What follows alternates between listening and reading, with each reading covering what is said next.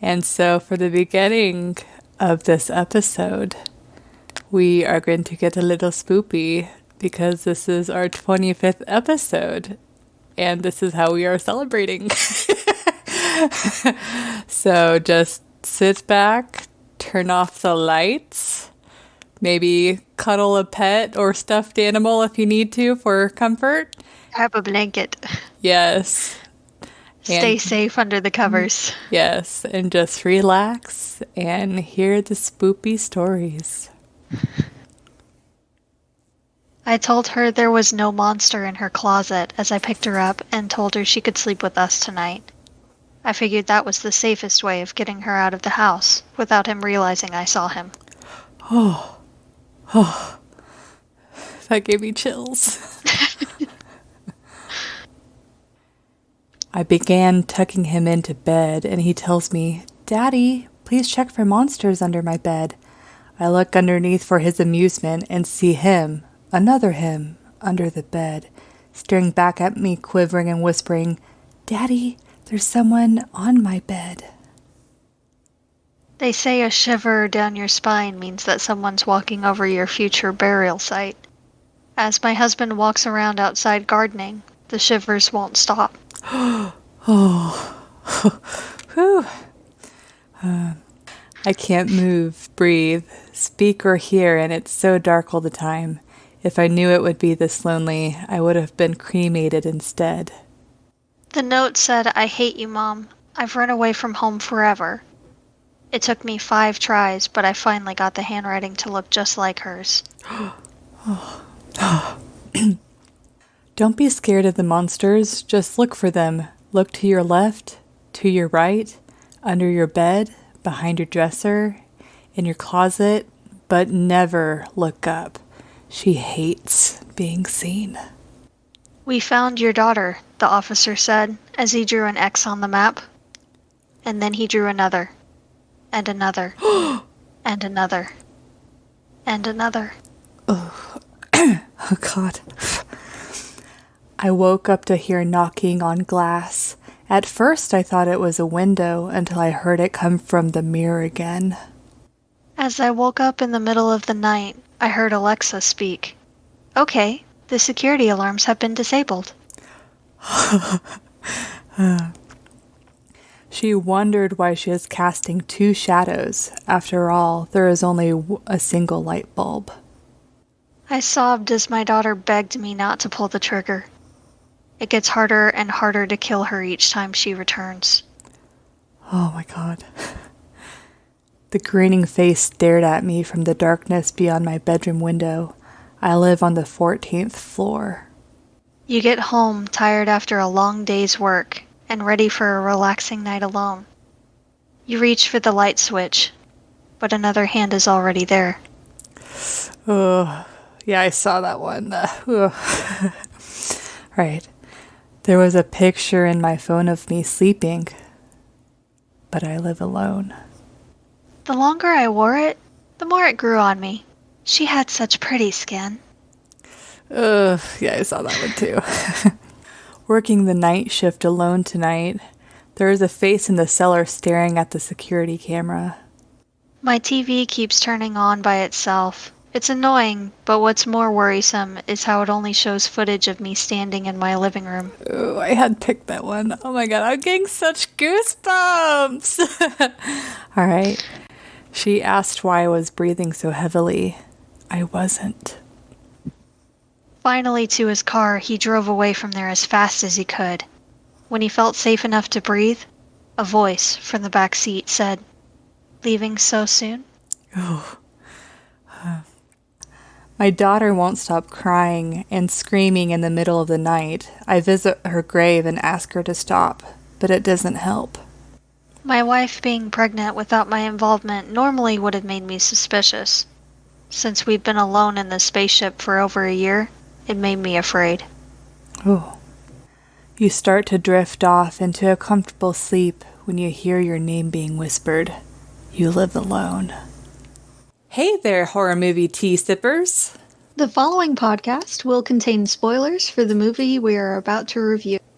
If you have not seen the movie and do not wish to have anything ruined prematurely, then please do not continue to listen until after you have seen the movie. And welcome to the Horror Movie Tea podcast.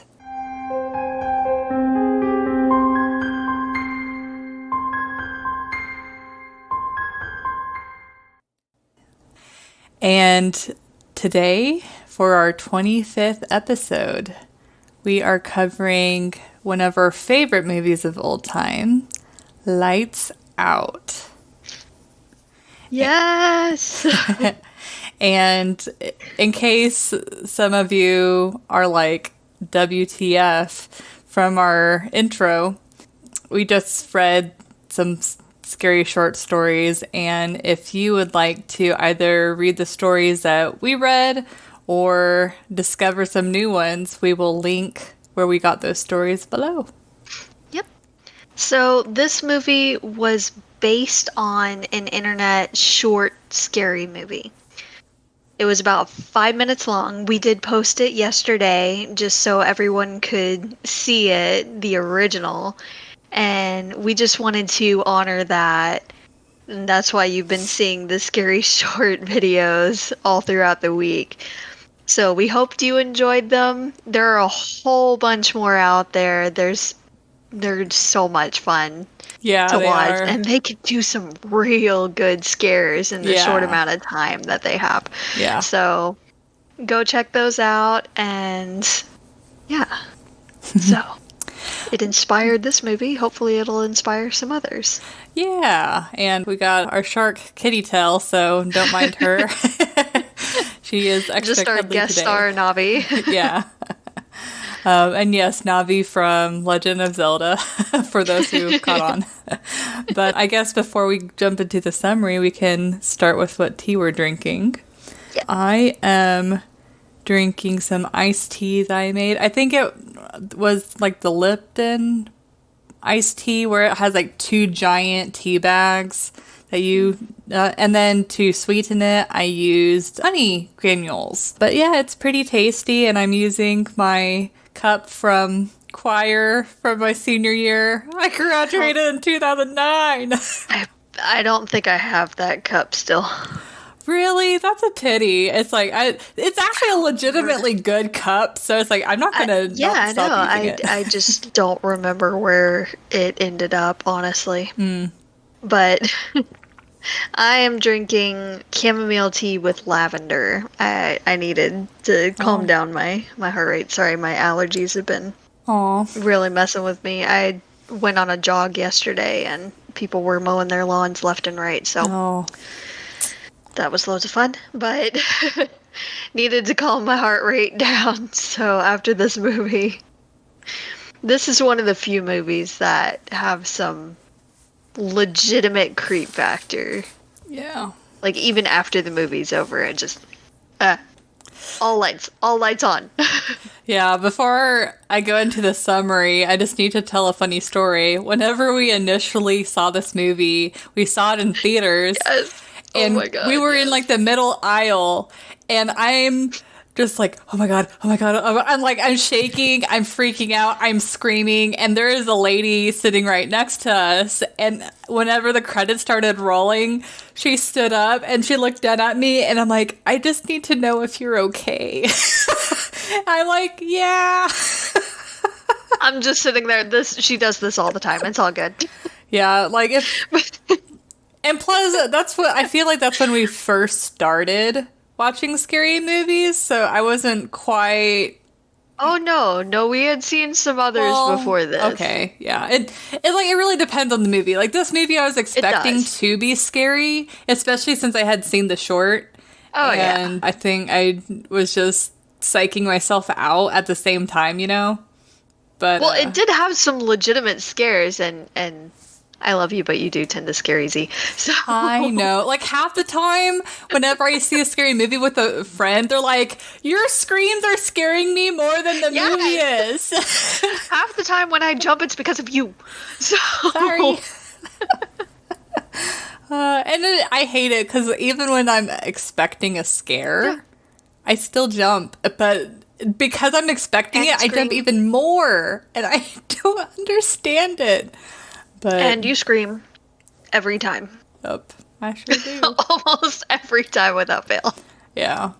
But it's all good because it does make some parts really hilarious. So, Yeah. I mean, Yeah. Oh, and a fun fact. So, as we stated, this is based off of a short. Well, the person that originally made the short is the same person that directed this movie. Yes. So that's pretty cool. You don't see that very often. and I'm glad it happened because he did a great job with this movie, Yeah. Yeah. honestly. So the quick rundown of this movie is the mother was in, what do you call it, a psych ward? Or, Psychiatric hospital. yeah, thank you. Mulberry Hill Psychiatric Hospital. And she had a friend named Diana who had an extreme light sensitivity. And and the doctors were trying to cure her, and it ended up killing her.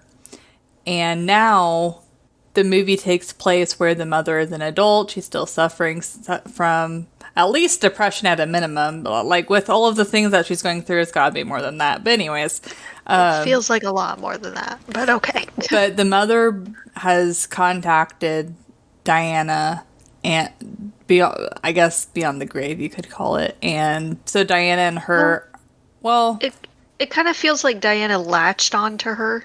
yeah, that it's almost But- like a possession, but the mother is still. They were a little vague on it. Yeah, Diana, you can, because of her light sensitivity and the fact that she's dead, you only see her in shadow now, and the kids figuring out that Diana actually is a real person, and then Was. well, but the fact that she exists, like, it's not a figment of their imagination. Yeah. And- They are seeing this figure. It is around doing things. It's not a nightmare. It's not a dream. They're not hallucinating. Like, there's a thing there. Yeah, and they're trying to, like, help the mom, which will, as a result, help get rid of Diana. But anyways, on the entertainment scale, what would you rate this? I would honestly rate this a 9. I freaking love this movie. I really do. There are a couple of things here and there that I question, but on the whole, it is very well done. It's very entertaining. The characters are interesting and all. I love watching the dynamics between them, especially the main girl and her boyfriend. It's Yeah. just so funny. Beck and Brett, I believe. Yes. Brett's such a giant sweetheart. Like, And honestly, he's just trying so hard. I know. And, like, honestly, I made the comment during the movie, I would be totally fine with a movie of just those two because they are the cutest, adorable couple ever. Really are. It's almost sickeningly sweet. Like, Yeah. she has such commitment issues though. Then he just tries so hard and he's obviously super patient. Like he said, it's been 8 months since they started seeing each other. And he comes over often, but she hasn't let him stay there once. Yeah. Doesn't even let him keep a pair of socks, another pair of socks or anything. Like nothing of his can stay. What do you say is like, socks are not an anchor or something? Yes. Socks aren't an anchor. He's like, just one sock. How about just one sock? No. But yeah, this isn't quite a 9 for me, but it's a solid 8. Like, I love this movie. Like, horror elements aside, the characters, specifically, like, the characters that it focuses on, are legitimately very well-built characters.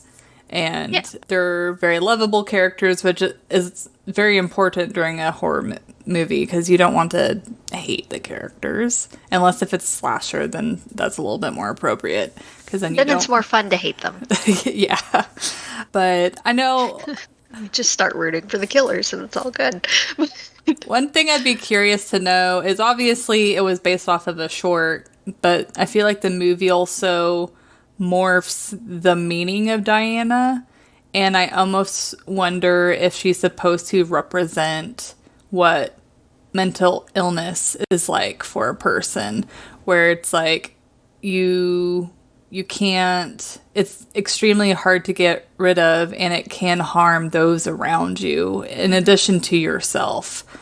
Yeah, it is a good narrative for it. Honestly, like, I was kind of thinking about that in the movie itself. Like, minus the parts where she shows up in the daughter's apartment to terrorize them there, like, it could easily just be a narrative of that's her mental illness and they're trying to get her better. Yeah. And she's just fighting against it. Yeah. Yeah. But so. Well, some of the things I want to bring up is more in the realism scale, but overall, a very well fleshed out movie. There's a few inconsistencies that we'll bring up in the realism scale, but those put aside, it's a very well thought out movie, and I really don't have too many complaints. The mother frustrates me a little, but I feel like it's partially because of her mental state. Mm-hmm. And one thing I love is this is one of the few more current scary movies that's not afraid to actually have an ending. Like, yeah, whenever the mother... They don't make it seem like it's going to continue or that it could continue. Yeah. It's over. Yeah, it's like once the mom dies, it's done. Mm-hmm. And that movie still scares me, and it's still a good movie. And so that just proves you don't have to leave things open. And if they want to make a sequel, they can maybe have it with a different character in a different situation. I don't know. It's like, just because you've closed off or rounded out the story doesn't mean that you absolutely can't have a sequel. Yeah. But honestly, this movie doesn't need a sequel, and I would be perfectly happy if it stands alone. And I think I'd actually be a little disappointed if they made a sequel, honestly. Like, it doesn't need one. Yeah. Yeah. It's like, if your movie needs a sequel, that doesn't mean that it's so good that it just... Some great movies can have a sequel, but a truly great movie doesn't necessarily need a sequel. Yeah. It's well-rounded, it's wrapped up, it's gotten everything that it needed put out there. Yeah, it's just like Saw. Like, Saw started off, the first movie was a very solid, well-done movie, very simple. And then they're like, oh, we need a sequel. And that's when, as they progressed, it got worse and worse and worse. And honestly, I feel like that's how Lights Out would be. Yeah, I mean, it was okay, the Saw franchise, up to a point, and we'll get to that in later podcasts, I'm sure. Yeah. I have no doubt we'll get to Saw at some point. But they kind of went off track with it, and it became about something else. And it didn't stick to what it was putting out there originally. And I feel like that's probably what would happen with Lights Out if they continued it. Yeah. Is they would just keep morphing it into something completely different. And that's not the point. Yeah. Yeah. I don't really have any particular comments left, I don't think, for the entertainment scale. Did you have anything before we move on to realism? Yeah. This one... It's one of those, like, it doesn't rely completely on jump scares, which I love. It's good at building up. It's just a really, really creepy thing that's going on. And yeah, there are a couple here and there, jump scares. It's gonna happen. But at the same time, they didn't rely solely on it. So it makes it one of those movies that once it's over, you want all the lights on. And you're like, there is no sleep for a while. We need to watch something happy or something. Because it's not happening for a bit. This one still kind of freaks me out, but I keep going back to this movie every time.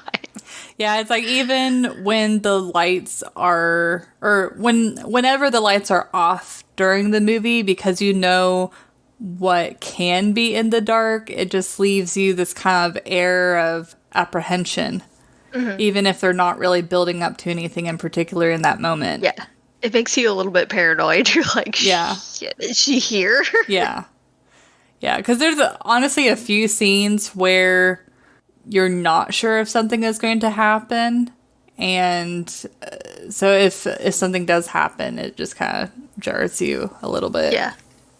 Well, and there's this, like, unreleased tension if nothing happens. Yeah. And that's how you do a really good scary movie. When the audience is on their edge of their seat the entire time expecting something to happen, Yeah. and then nothing happens and they're like, oh crap, okay, where is she? Where actually is she? Yeah. Because she wasn't where I thought she was going to be. Yeah. Yep. So on to the realism scale. I would give it... It's like the characters act like their reaction is pretty legit, but the inconsistencies with the light. Maybe a 5 or a 6.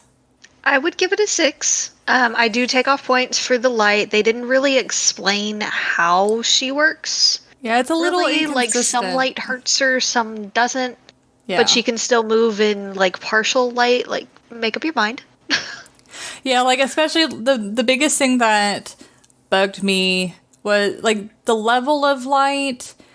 That wasn't too bad. And we even looked up, like, whenever the daughter was using the black light, we looked it up and was like, is this actually possible? And it did specify that black light, it's so little UV that doesn't harm your skin. And for a person that would have a photosensitivity, then it's like, oh, okay, I can justify. But one thing is, in the beginning of the movie, whenever she's attacking the father, Paul, is she can't open the door until the lights are completely off. But then later, she's in the hallway at the apartment, lights are completely on, and then whenever the daughter opens the door, Diana comes in, but you don't see it because the lights are on. So it's just a little bit inconsistent. And then also one thing is, so whenever she's in the sister's apartment and then they hear her in the closet and they go to open the door and the lights are on, and then all of a sudden, you know, she tries to drag the son, Martin, Yeah. under the bed. So it's like she teleports, but then at the very end, whenever the boyfriend is using his phone to try and make her disappear, she doesn't magically teleport behind him to try and get him. She disappears, and then as soon as the phone goes off, she appears.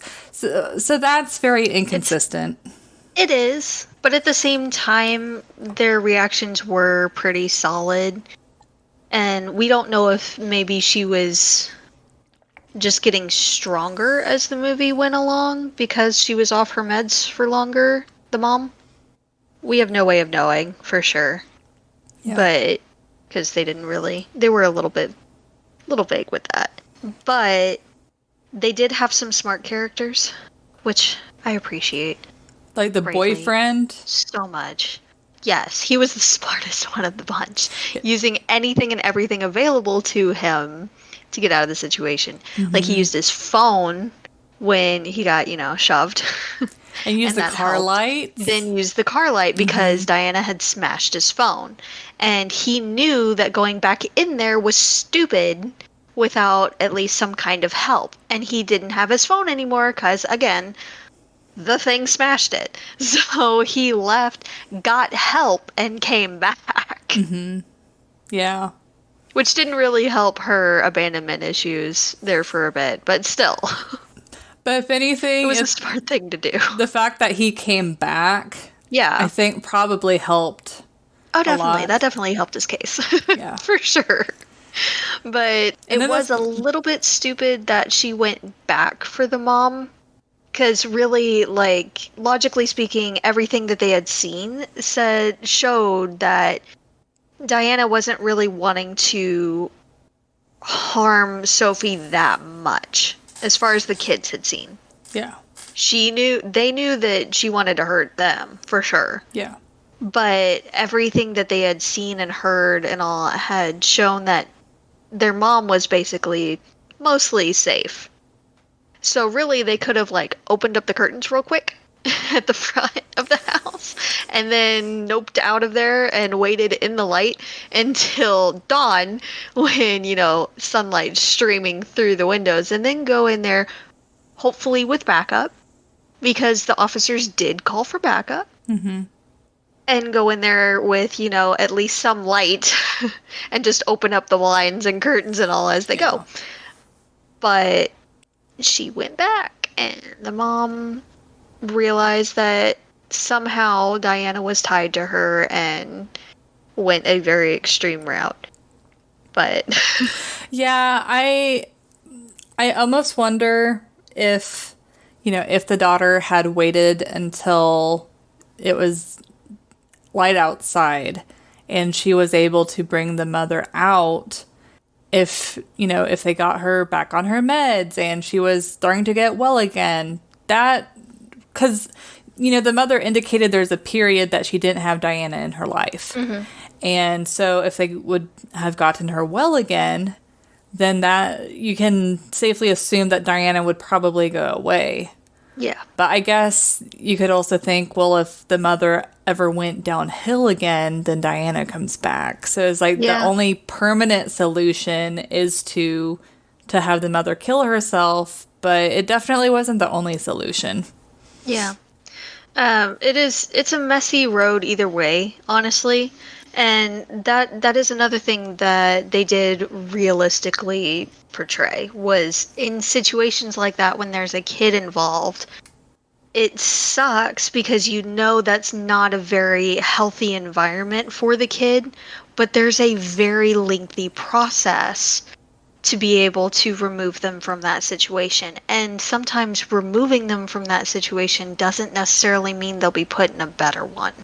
Yeah. So the CPS worker, Emma, I had to write it down over here. Her name, because we are bad with names, guys.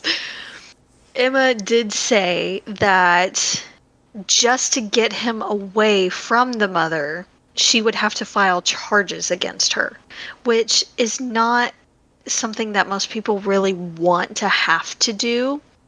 It's a crappy situation, but legally, since she is the only legal guardian, technically, of the kid, the sister can't just come in and say, he's going to live with me now.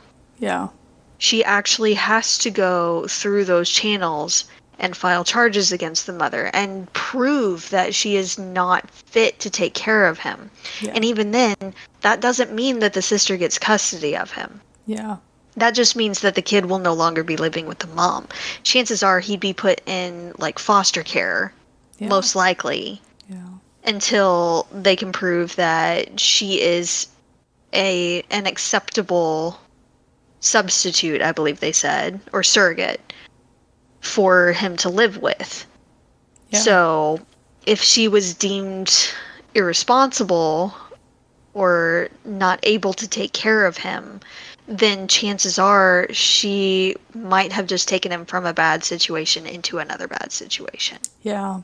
And I will make the comment, like, the CPS worker, while she is talking to the sister, she is in the apartment, and you just see her turn, and she's looking at all of the posters the sister has. I'm like, it doesn't, I don't care how, like, edgy or punk or hardcore, whatever you want to call it, you are. It's like, you still can be fit to be a parent. Now, of course, the CPS worker later looks and she has a crack pipe or something. It was more like a bong, like weed or something. Okay, well, it's like if you're smoking weed, it's like big deal. But if, but it was still the fact that there was something not really suitable for kids there. Well, I get that. Well, the fact that I guess one thing you could think of is, putting aside the fact that she is doing drugs, the fact that it was out where he could potentially use it and be harmed, that I could see that. But it just kind of ticked me off that they first went to the posters. It's like, oh, you like Avenged Sevenfold. You like this. You aren't a good parent. I mean, I would take down the poster with the half-naked chick. Just a thought. But the other ones, I really didn't see that big of a problem with. Well, I don't know. It's like if you just teach them its anatomy and it's not... I don't know. She was a little judgy about the posters, for sure. Yeah. But the drugs, a little bit more understandable. Depending on the drug, a little bit more debatable. But either way, even if she was just doing marijuana, she shouldn't have it laying out with a kid around. Yeah. It's like that was understandable. Yeah. I got that one, for sure. Yeah. But it's just like your intimates. You're not going to leave out your intimates for everyone to see or like your kid to see, that you're going to, you know. Well, I mean, when Emma did walk out of the apartment, they kind of backed up a little bit and you could see some clothing on the floor and all. But at the same time, have you seen most kids' rooms? Because that's a normal state of habitation there. Like, it happens. That's not a big deal. Just, you know, both of you make a pact to work on laundry together at that point. Like, it's an easier fix.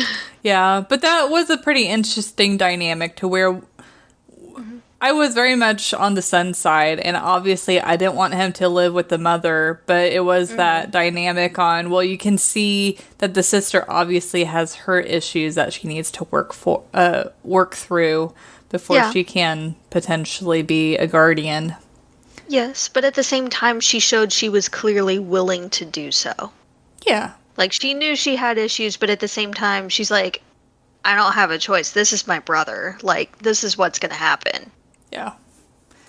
Yep, but... So, it was an interesting... Like you said, it was an interesting dynamic. Yeah. And they don't really show that too often. So, that was kind of cool. Yep.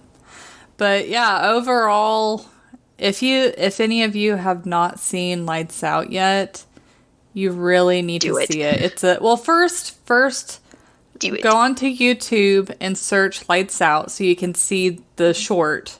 If you haven't seen it already, since we posted it yesterday, I mean, just you can go on our page and find it on there. Watch the short first. And then watch the movie to see what they morphed it into. Because like we said, it's the same person that originally created the short, now made it into a movie.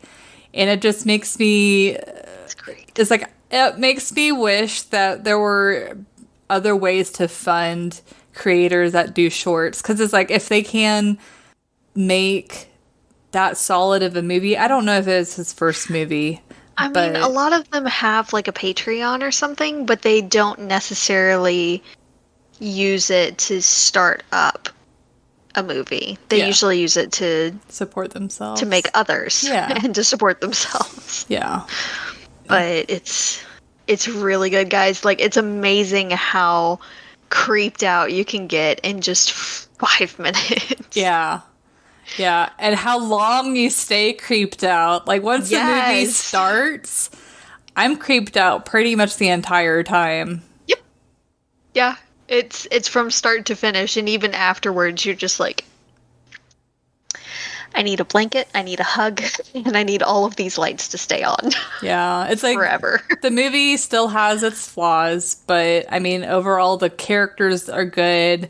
The way that the scares are done are pretty good, and the build up, and you know, the story, like the backstory behind Diana is kind of but a little bit. It could be a lot worse. Yeah, it wasn't really thought through that well, especially like we have no idea why or how she's latched on to Sophie and follows her around. And also, you made a good point while we were watching it also that she died as a kid, but when we see her all throughout the movie, she is fully grown. Yeah. So, how? Yeah. How and why? There definitely are shortcomings whenever you have to transition a short to a movie, because whenever they did the short, they're just trying to be scary. They didn't have any thought behind the creature or as far as like what the backstory is. So when you have to transition that to, oh, well, now we need a story. Though I am curious. I can't think of any at the top of my head, but there has to be movies where they have a creature that doesn't really have a backstory. It's like, I wonder what the movie would have been like if they didn't give Diana a name or a backstory or anything like that, and then just focused on, the scares and who knows? No, because then we'd be asking, why did it start terrorizing this family? Where did it come from? Yeah, like it kind of has to have a little bit of a backstory. Yeah. Or a reason. That's the main thing. Though it can make a lot of movies so much scarier if there's no reason why they're doing the thing. Kind of like Halloween. The whole point of that movie, there was no reason. Yeah, you just knew that he was messed up from the start. Yep.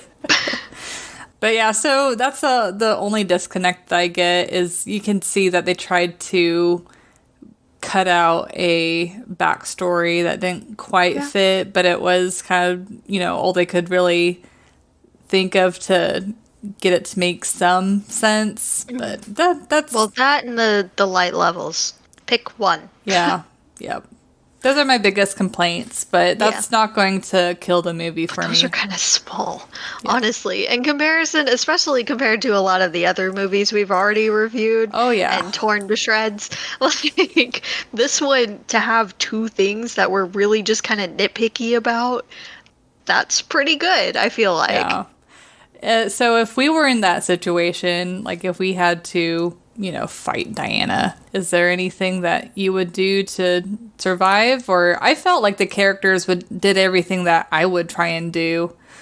Like they tried with the electricity, they lit candles. Once all of that went away, they tried to light a fire, and then they had the rechargeable flashlight and the UV light and their phone. I feel like the dad could have been a little bit smarter. He did try to nope out, which, I mean, same.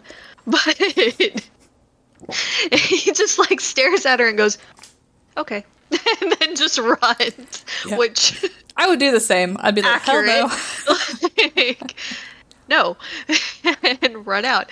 But he can see that it's only moving in the dark, and he's still, running through the dark. So when he's, in the light and it's already hurt his leg and all, I'm sorry, but I'm doing, jumping jacks or something, because that thing's on a motion sensor, and it's going to get constant motion from me until someone comes in the morning, because, no. Or I'm using my phone, kind of like the boyfriend did. Yeah. Yeah. If it hates light that much, here you go. I don't understand why he ran back to his office. Maybe he felt like he couldn't make it if he ran to... Or maybe she was, in his pathway to the outside, but I feel like a factory like that should have had multiple exits. Yeah, I'm not sure. But I didn't appreciate all the mannequins either, but that's just how their factory. Yeah. It was needed. I'm glad she didn't move any of them. But... That actually would have been kind of cool if she had moved the mannequins to kind of psych him out, and then she's like, surprise! But it wasn't needed. Yeah. It would have been unnecessary. And she wanted to get to him quickly before because he was calling people to start trying to get help for his wife. True. So he was already trying to stop all of this from happening. Yeah. So she wanted to end it now. Though my biggest complaint with the dad is whenever his coworker was like, I think I saw something. Yes. And he was just like, whatever. And at least walk her to her car. Come on, man. She's clearly freaked out. You're really going to make her walk across this spooky, empty factory place on her own? Rude. I know you're dealing with some shit, but rude. Finish your conversation from the car. Well, plus, if you're at work to work. Yes. Leave. I know it's hard to completely leave your your home troubles when you're in the workplace, but he was actively trying to do home stuff at work. So I don't know. Well, I think he was doing that because he couldn't be interrupted by the mom. Like, she couldn't walk in and hear the plans for basically an intervention. True. Very true. And he said, we don't call it an intervention, we're going to call it something else. We just want to get her help. Yeah. But he was planning this and calling other people in on it and all, which I wonder whatever happened to that. Because he had contacted some people about that, and she never seemed to get the help that she needed. Yeah, I don't know. So, where were those people? I don't know. But yeah, as it, we are being a little nitpicky though with We have to, because the movie is great. There's very little to pick apart. Yeah. But there are those inconsistencies that kind of stick out for sure. And there are going to be inconsistencies with like every movie ever. It's a movie. Yeah. And they've only got so much time to do what they need to do for the movie to progress. Yeah. So. But I don't. It's awesome. Y'all need to go watch it. Yes. Yes, yes. But that's all I got. Yep, I'm done. Yeah. So thank you guys for joining us again. This is our 25th episode. Woot woot. So awesome. Thank you guys. And don't forget about Scavenger Hunt for those who want to join us on the live event for reading Scavenger Hunt. Yes. Yep. Have you even started yet? I haven't. But I want the book to be fresh enough during the live stream, because otherwise I'm not going to procrastinate. I'm starting it this week, I promise. Mm-hmm. That's what you said last week. Well, this week I really mean it. Mm-hmm. Okay, well, join us on that live stream. Hopefully she'll have read it by then. We'll do the review on that. If you guys have any suggestions or of any movies or other books or anything that you guys want us to review, let us know. Next month, do you want to tell them what's going on? So starting next episode is Asian Horror Month. And just to kind of break it down, we're specifically focusing on movies that are in a different language that haven't... I mean, we're covering maybe 1 or 2 movies that have American remakes, but we really want to just allow people to be influenced by international movies. And specifically, Asian horror is one of our favorite horror movies. Nobody do horror like Asians do horror. Like, there's some really good scares in those. Mm-hmm. And I'm excited. And it's cool. You get to learn. You learn a lot from their culture to watching those movies. But yeah, those movies, of course, there's bad ones just like American movies, of course. But when you find a good one, it sticks with you. We found some gems, guys. It really sticks with you. We're excited. Yeah, I'm super excited too. Super excited about it. So that'll start next week, and it'll be a full month. So there's 4 episodes once a week, just like Shark Month. And we're going to watch some international horror movies here and give our takes on them. Yeah, and if you guys are interested in the movie, then we just want to encourage you to support that, because the more support these movies get, then the more they'll be brought over to American audiences. Yes. Yeah, it's like, just because a movie has subtitles doesn't mean that it's not worth watching. Yeah. A lot of times, honestly, there are some Asian horror films that are much better than a lot of the horror films that I've seen from here.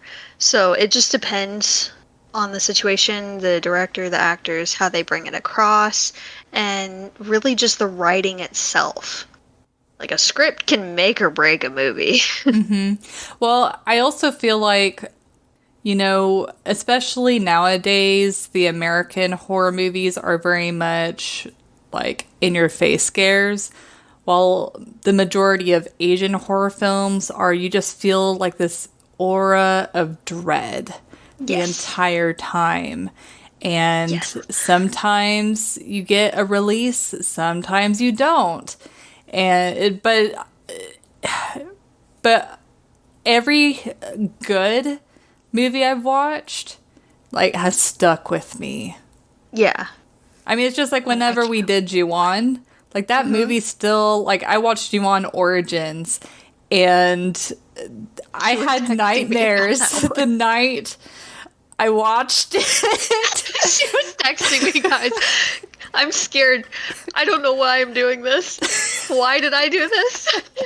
And then the next morning, I had nightmares all night. I'm so scared. And yeah, if you guys are interested in watching Ju-on Origins on Netflix, do not watch the dub. Watch it in the original Japanese. Like, Yes. just Watch it in Japanese with the subtitles. Yes, it's more reading, but there's a lot that's lost in translation when And you the go acting, from the too. original to the dubbed version, the English dub over. yeah. So it makes a huge difference. It really does. Yeah. They can't get everything translated across. It just doesn't work. Yeah, it's not like the actor that's dubbing can transfer themselves into that actor's shoes and know exactly what they're trying to portray. So there are scenes where the dub will come out kind of differently than the original. Well, and the cultural differences too. Some things that we wouldn't necessarily think of as a big deal here is something that is definitely a thing over there that would really creep a lot of them out. So it's hard to get in that mindset and really understand what they're trying to convey to the audience. Yeah. Yep. So, but I'm excited. And you haven't seen the next one yet, right? The next movie that we're doing? I did, but it's been a while. Dang it. It's been a little bit. I was hoping you hadn't watched it yet. Okay, well, we're going to watch it again together, and we're going to give that one a review. So join us next week for the start of Asian Horror Month. And until then, stay safe and stay spoopy, guys. Bye. Bye.